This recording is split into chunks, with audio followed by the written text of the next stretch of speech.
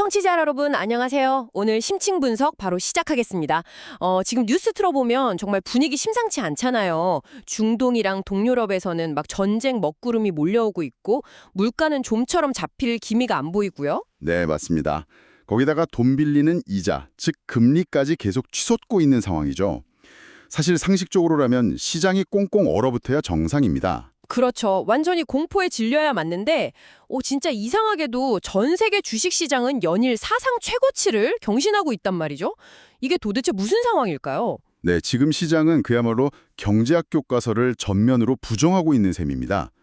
교과서에 따르면 지정학적 위기가 고조되고 중앙은행이 금리 안 내린다고 할 때 투자자들은 어떻게 해야죠? 당연히 주식 같은 위험 자산을 다 던지고 현금을 꽉 쥐고 있어야죠.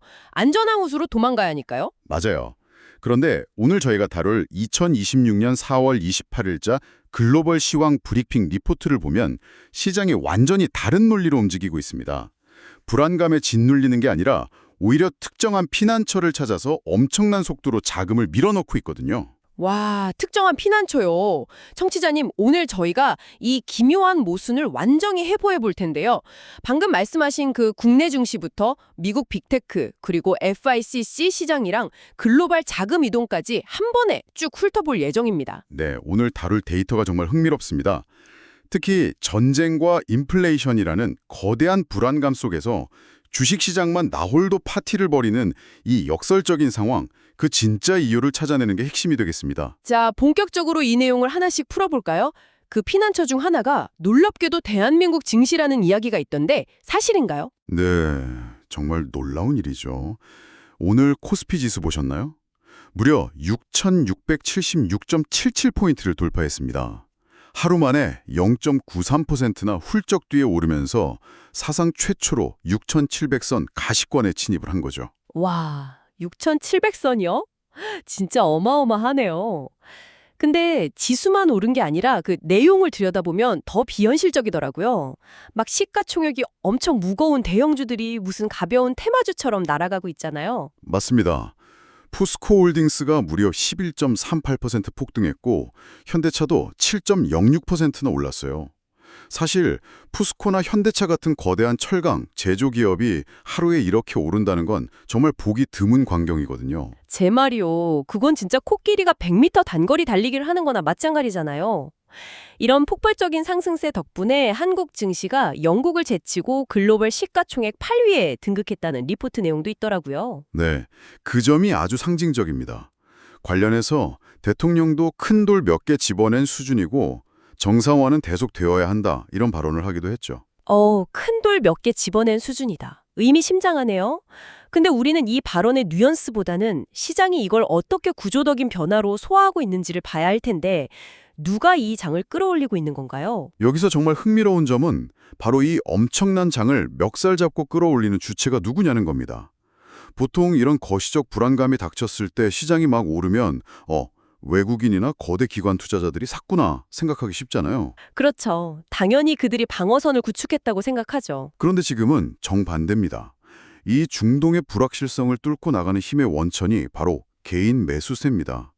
AI와 반도체라는 확실한 테마, 그리고 저평가된 대형 우량주에 개인들의 자금이 정말 엄청난 규모로 집중되고 있는 거예요. 아, 개인이요? 와, 진짜 대단하네요.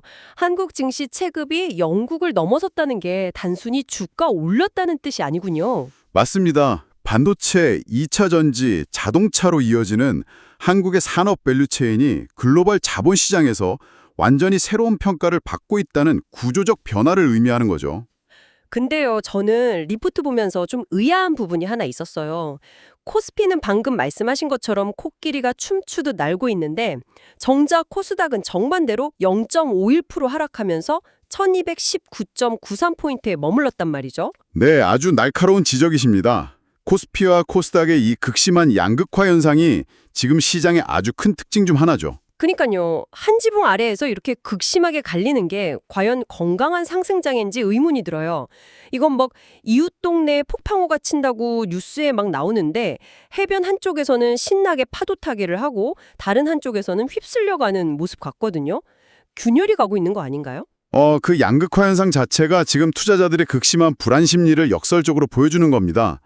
개인 투자자들이 주식을 사고는 있지만 사실 아무 주식이나 사는 게 아니거든요. 아, 무조건 사는 게 아니라 가려 산다는 거군요. 네, 위험한 시기이니까 펀더멘털이 확실하고 실적이 보장된 가장 큰 놈만 산다. 이런 식의 극단적인 쏠림 현상인 거죠.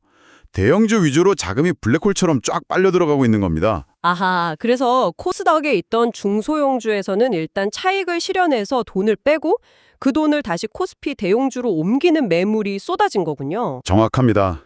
이건 건강한 순환매 장세라기보다는 불확실성 속에서 살아남기 위한 철저한 생존형 집중 투자에 가깝습니다. 리포트에서도 이 점을 명확히 경고하고 있고요. 생존형 집중 투자. 와, 단어가 확 와닿네요. 그럼 지금 6,700선 돌파 기대감은 크지만 무작정 뛰어들면 안 되겠네요. 그렇죠. 단기 급등에 따른 피로감이 분명히 누적되어 있습니다. 그래서 6,650에서 6,700 구간에서는 흥분을 좀 가라앉히고 철저히 분할 매수로 접근하라는 방어적 전략을 제시하는 이유가 바로 이 쏠림 현상의 취약성 때문입니다. 불확실성이 커질수록 덩치 큰 우량주로만 숨으려는 심리. 이제 이해가 확 되네요. 그렇다면 이 거대한 흐름의 진원지이자 전 세계 투자자들의 시선이 쏠려 있는 곳 미국의 상황으로 한번 넘어가 보겠습니다. 네, 미국 시장도 지금 아주 재밌게 돌아가고 있죠. 여기서부터가 진짜 흥미진진해지는데요. 미국 증시 상황이 표면적으로는 아주 고요해 보인단 말이에요. 다우존스는 0.13% 하락했고 나스닥은 24,836.65로 정확히 0.00% 보합권에 머물렀습니다. 지수만 보면 폭풍 전야처럼 잔잔해 보이죠. 맞아요. 하지만 수면 아래는 완전히 끓어오르고 있잖아요. 중동 긴장이라는 거대한 악재에도 불구하고 S&P 500이랑 나스닥이 최근 사상 최고치를 경신했거든요.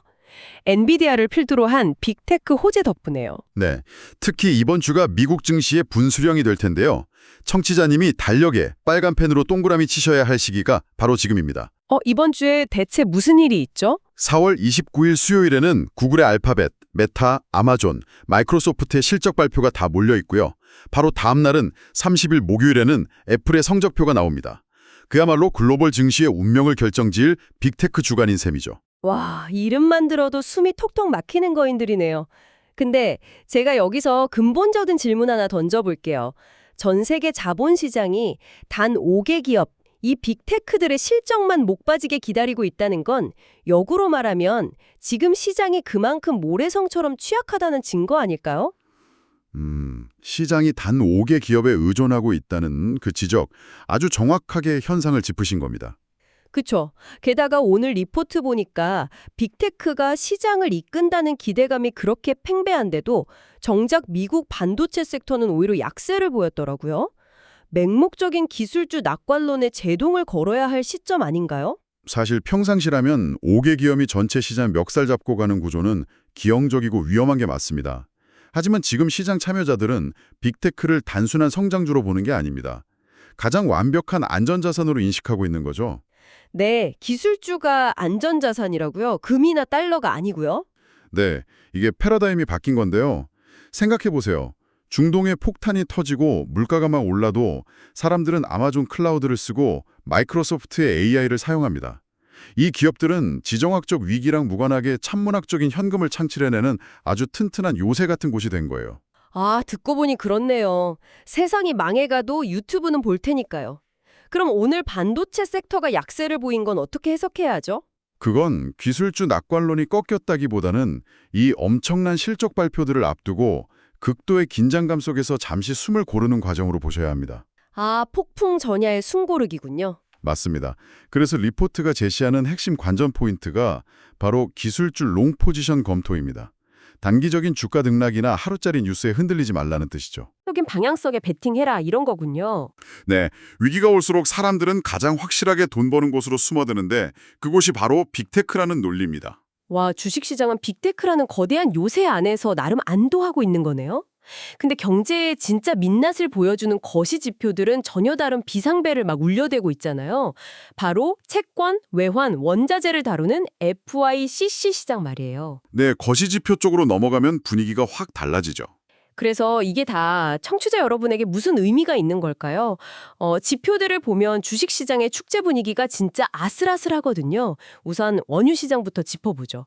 WTI, 그러니까 서부 텍사스산 원유가 배럴당 97.07달러를 기록하면서 2.8%나 급등했습니다. 97달러면 정말 심각한 수준까지 온 거죠. 미국이랑 이란의 종전회담이 무산된 게 컸습니다. 게다가 호르무즈 해협 불안이 장기화될 거라는 우려 때문에 유가가 100달러를 향해서 그야말로 폭주하고 있는 상황입니다. 유가만 문제가 아니잖아요. 미국의 10년물 국채 금리는 5bp 상승해서 4.34%를 기록했어요. 이 10년물 국채 금리가 전 세계 대출 금리의 기준점 역할을 하는데 이자가 또 비싸진 거네요. 네, 연준이 인플레이션 우려 때문에 금리를 10회 내리지 않겠다. 이렇게 매파적 기조를 팍팍 내비치니까 돈 빌리는 비용이 비싸질 수밖에 없죠. 이런 상황이다 보니까 대표적인 안전자산인 금 가격 그리고 막 디지털 금이라고 불리는 비트코인마저 나란히 폭등해서 각각 10만 3천 달러 선에서 거래되고 있더라고요.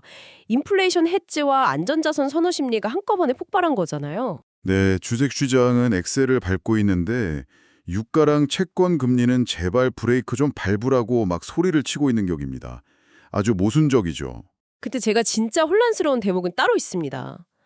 유가가 치솟고 대출 이자가 오르면 상식적으로 달러 가치가 올라가고 우리 원화 가치가 박살이 나야 하잖아요. 그렇죠. 보통은 강달러 현상이 나타나죠. 근데 오늘 리포트를 보니까 원달러 환율이 오히려 5.3원 하락해서 1,445원을 기록했단 말이에요. 환율이 하락했다는 건 원화 가치가 강해졌다는 뜻이잖아요. 거시경제는 이렇게 엉망인데 어떻게 원화가 강세를 보이는 건가요? 완전 앞뒤가 안 맞는데요? 이걸 더 큰 그림과 연결해보자면 각국 중앙은행들의 통화정책이 만들어내는 거대한 연쇄작용을 보셔야 합니다. 지금 원화가 강해진 게 한국 경제가 갑자기 엄청 튼튼해져서가 아니거든요. 아, 우리나라가 잘해서 그런 게 아니군요. 그럼 도대체 왜 그런 거죠? 리포트 데이터를 보면 달러 인덱스, 즉 세계 주요 통화 대비 달러 가치를 보여주는 지표가 199.50으로 하락했습니다. 왜 달러가 약해졌을까요? 바로 바다 건너 저 유럽 때문입니다. 아, 유럽이요? 유럽에서 무슨 일이 있었길래요? 유럽 중앙은행인 ECB가 금리 정책 경로를 수정하면서 유로화가 시장 예상보다 강세를 보인 겁니다. 달러 인덱스에서 가장 큰 비중을 차지하는 게 바로 유로화잖아요. 아, 유로화 가치가 올라가니까 시소 반대편에 있는 달러 가치가 기계적으로 뚝 떨어진 거군요. 맞습니다.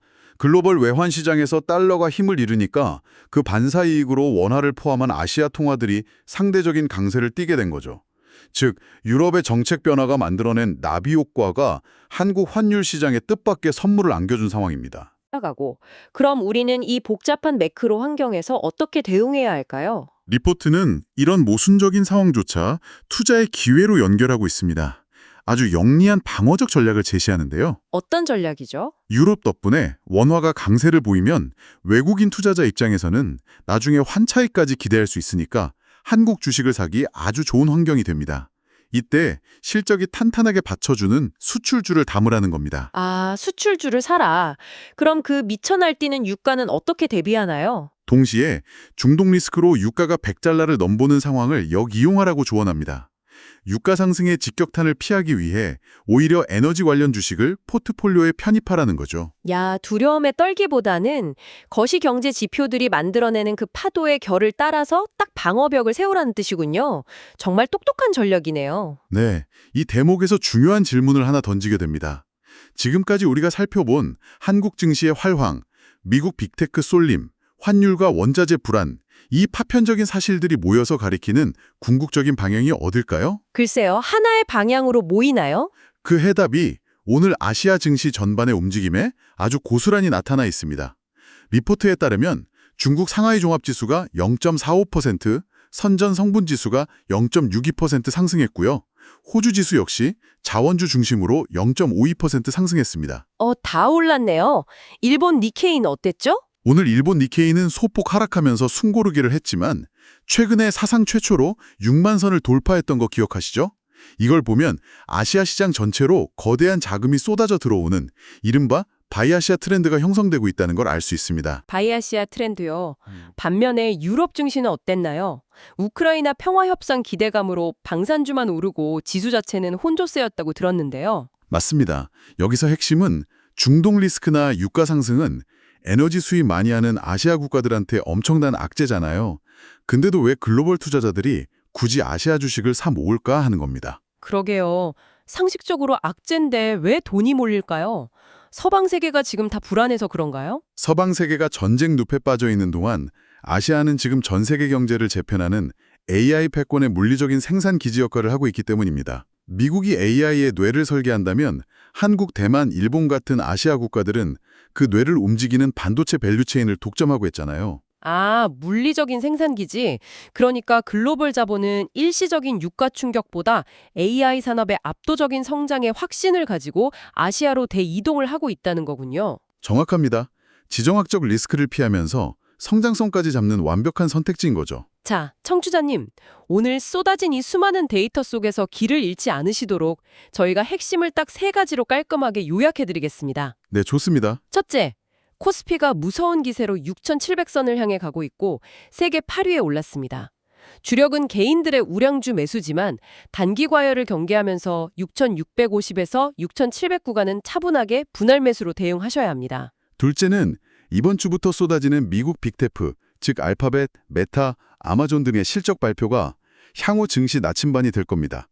AI의 수익성을 과연 숫자로 증명해낼지가 관건이죠. 셋째, 유가가 치솟고 금리가 오르는 위기 속에서도 유럽발 나비 효과로 원화가 강세를 보이고 있으니 이걸 역이용해서 수출주와 에너지 주식으로 포트폴리오를 방어하는 영리한 전략이 필요합니다. 네, 이 세 가지 뼈대만 정확히 잡고 계신다면 매일 쏟아지는 자극적인 기사들 속에서도 자본이 어떤 논리로 움직이는지 그 이면을 꿰뚫어 보실 수 있을 겁니다.